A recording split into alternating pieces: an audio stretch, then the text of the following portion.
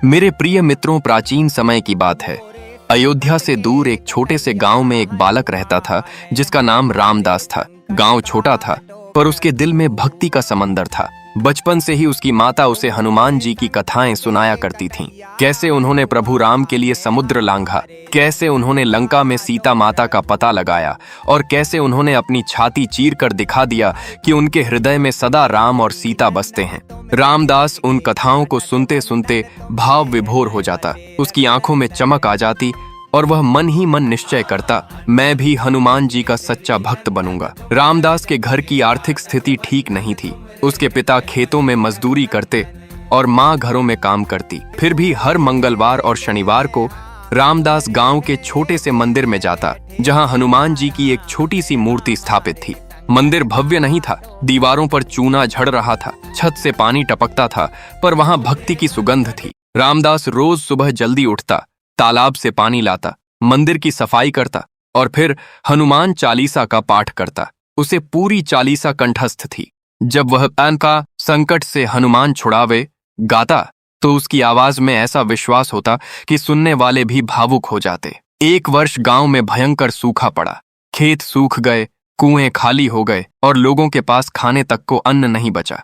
रामदास के घर में भी कठिनाई बढ़ गई। पिता बीमार पड़ गए, काम बंद हो गया। माँ की आंखों में चिंता साफ दिखती थी। एक दिन माँ ने कहा, रामदास, अब मंदिर जाने से क्या होगा, घर की चिंता कर। रामदास मुस्कुराया, माँ, जब सब रास्ते बंद हो जाएं, तब एक ही रास्ता खुला रहता है, भक्ति का। उस दिन वह पहले से भी अधिक श्रद्धा के साथ मंदिर गया। उसने मूर्ति के सामने दीप जलाया और बोला, हनुमान जी, मैं आपसे अपने लिए कुछ नहीं मांगता, बस मेरे गांव को बचा लीजिए। उसकी आंखों से आंसू बह रहे थे, पर उसके स्वर में शिकायत नहीं, विश्वास था। उस रात रामदास को एक अद्भुत स्वप्न आया। उसने देखा कि एक तेजस्वी वानर रूप उसके सामने खड़ा है। शरीर से प्रकाश निकल रहा है, हाथ में गदा है और चेहरे पर करुणा। रामदास, वह स्वर गूंजा, भक्ति केवल मांगने का नाम नहीं, सेवा का नाम है। कल से गांव के लोगों की सहायता करना, जो भूखा हो उसे बांटना, जो निराश हो उसे आशा देना।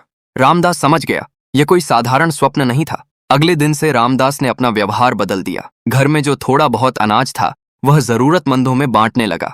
वह बूढ़ी दादी के लिए पानी भर लाता, बीमार लोगों की सेवा करता, बच्चों को पढ़ाता।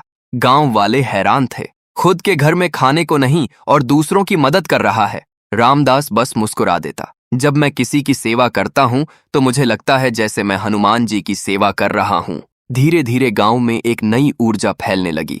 लोग निराशा छोड़कर मिलजुल कर काम करने लगे। किसी ने कुएं की खुदाई शुरू की, किसी ने तालाब गहरा किया, किसी ने बीज बांटे। कुछ ही दिनों में आकाश में बादल छाने लगे। पहली बारिश की बूंद जब धरती पर गिरी तो पूरा गांव झूम उठा। लोग कहने लगे, यह रामदास की भक्ति का फल है। रामदास ने सिर झुका लिया, यह मेरी भक्ति नहीं, हमारी एकता और हनुमान जी की कृपा है। बरसात के बाद फसल अच्छी हुई, गांव समृद्ध होने लगा। पर अब माधव के सामने एक नई परीक्षा थी, अहंकार की। एक दिन गांव के मुखिया ने कहा, रामदास, तुम्हारी वजह से गांव बचा है, तुम मंदिर के मुख्य पुजारी बन जाओ। रामदास ने विनम्रता से उत्तर दिया, मैं तो सेवक हूं, सेवा ही मेरी पूजा है। उस रात फिर वही स्वप्न आया, वही तेजस्वी स्वर, सच्चा भक्त वही है जो फल की इच्छा न करे।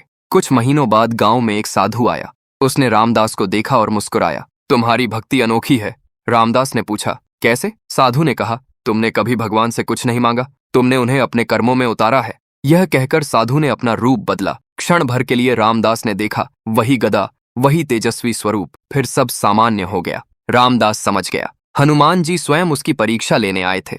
वर्षों बीत गए, रामदास बड़ा हुआ, पर उसका हृदय वैसा ही सरल रहा। गांव में जब भी कोई संकट आता, लोग कहते, हनुमान जी हमारे साथ हैं, और रामदास कहता, हनुमान जी वही हैं जहां निस्वार्थ सेवा है, जहां सच्चा प्रेम है, जहां विश्वास अटल है। उसकी भक्ति अनोखी इसलिए थी क्योंकि उसने भगवान को मंदिर की मूर्ति तक सीमित नहीं रखा। उसने उन्हें हर जरूरतमंद की मुस्कान में, हर श्रमिक के पसीने में, हर बूढ़े की दुआ में देखा। कहते हैं, आज भी उस गांव के मंदिर में जब मंगलवार की शाम को दीप जलते हैं तो एक हल्की सी हवा चलती है, जैसे कोई अदृश्य शक्ति आशीर्वाद दे रही हो।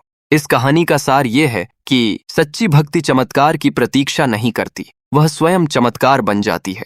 जब मन में विश्वास हो, कर्म में सेवा हो और हृदय में प्रेम हो। कर्म